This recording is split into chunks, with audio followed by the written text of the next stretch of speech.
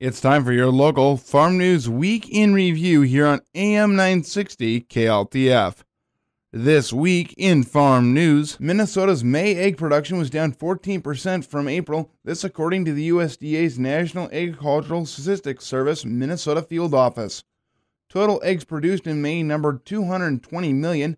The number of layers in production was just under 10 million head and was also down 14% from April, but only down 7% from this time last year.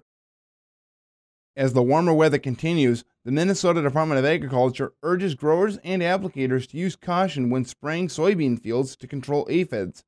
When growers determine that it is necessary to spray for aphids, there are several factors that should be considered. First, whether the pesticide is applied by the grower or a hired applicator. It's a good idea to check for bee colonies in the area before spraying. The DriftWatch website can help applicators see where some beekeepers have voluntarily mapped colony locations. It is not comprehensive, so check your municipal directory for contact information on other local beekeepers. Also, don't apply insecticides where bees are foraging or present in nearby crops. Bees actively forage after sunrise and before sunset. While the blooming weeds are near an application site, bees may be present. Second, it is crucial to read and follow all product labels. They indicate the correct amount of product to use and specify mixing, timing, and spraying directions for safe insecticide use and storage. Some product labels for soybean aphid control have mandatory application setback restrictions for lakes, rivers, and streams or sensitive areas that affect humans. Mandatory setback distances can vary with application method. Check your individual product labels for application restrictions. On the 40th anniversary of the USDA's summer meal programs, the Obama administration has set a goal of serving 200 million meals to children and teens this summer, an increase of 13 million meals from last year. With school letting out for the summer, the administration is making unprecedented investments in new tools and local capacity to better serve high-need rural families and communities. Only 3.8 million of the 21.7 million low-income children who receive free or reduced-price lunch during the school year participate in the USDA summer meal programs, including both the Summer Food Service Program and the National School Lunch Seamless Summer Option. The challenge is particularly great in rural areas and Indian country, where 15% of households are food insecure, but where children and teens often live longer distances from meal sites and lack access to public transportation. Rural poverty is both pervasive and persistent. A recent White House report found that 1.5 million children in rural areas live in poverty, and that over 85% of persistent poverty counties nationwide are located in rural America. Since 2009, the Food and Nutrition Service has conducted targeted outreach, forged partnerships, and invested in staff capacity to increase the number of meals served in rural and tribal areas. The U.S. Supreme Court dealt a blow to the USDA's marketing order system by ruling that the agency must compensate farmers who are forced to turn over their crops in order to avoid oversupplies.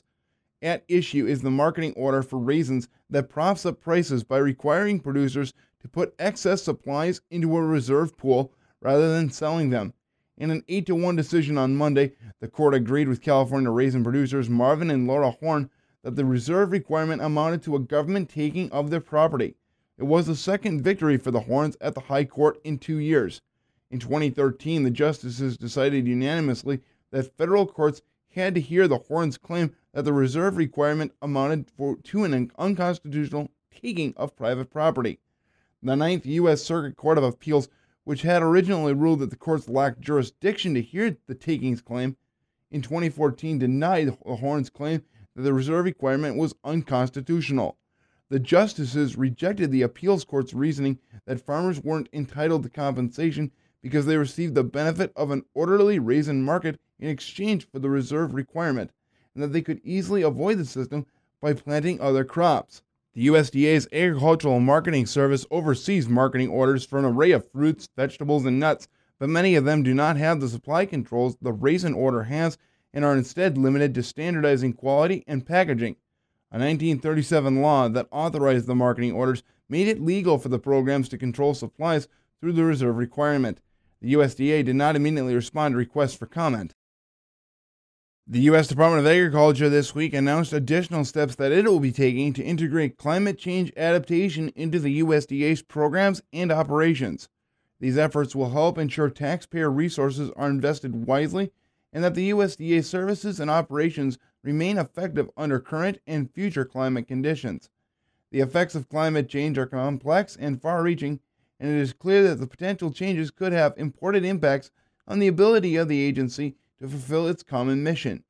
Under the updated USDA policy statement on climate change adaptation, Department Regulation 1070-001, the USDA recognizes that climate stressors have consequences for food production, yields of staple crops, forests, and grasslands, and these in turn affect the economic well-being of individuals. Climate change adaptation is a critical component of climate change and a complement to mitigation planning. Both are required to address the causes, consequences, and potential benefits of climate change. The USDA is taking a leadership role in climate adaptation planning to safeguard a resilient, healthy, and prosperous nation in the face of changing climates.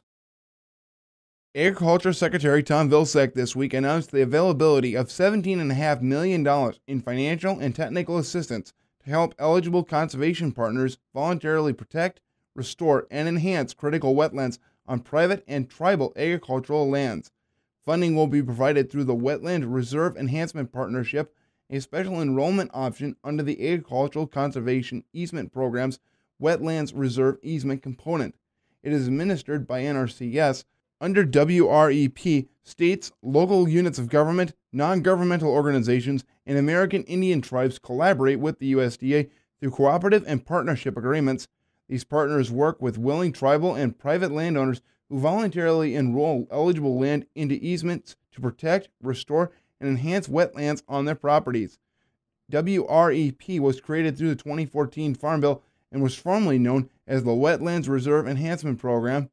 Wetland reserve easements allow landowners to successfully enhance and protect habitat for wildlife on their lands, reduce impacts from flooding, recharge groundwater, and provide outdoor recreational and educational opportunities.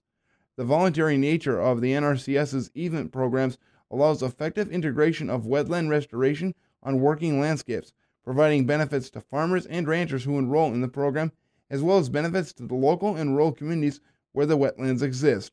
Proposals must be submitted to the NRCS's state offices by July 31st. Projects can range from individual to watershed-wide to ecosystem-wide.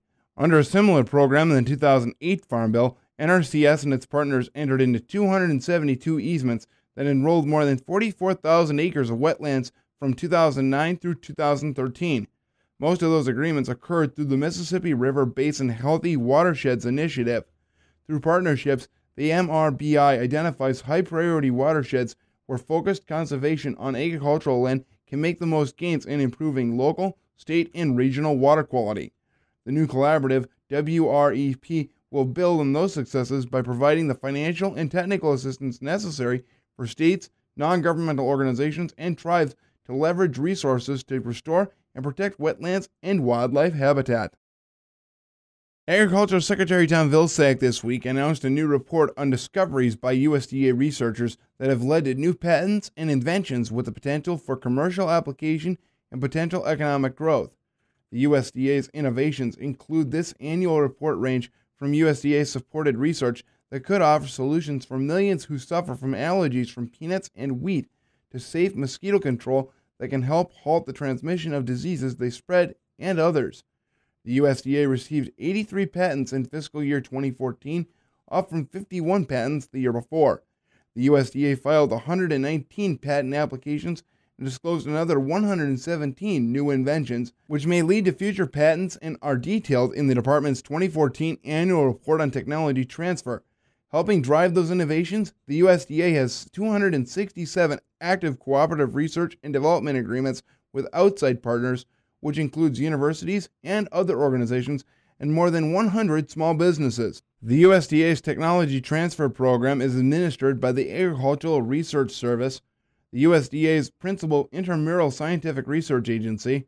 Over the years, the USDA innovations have created all sorts of products Americans use every day, from food products to insect controls, medicine to clothing.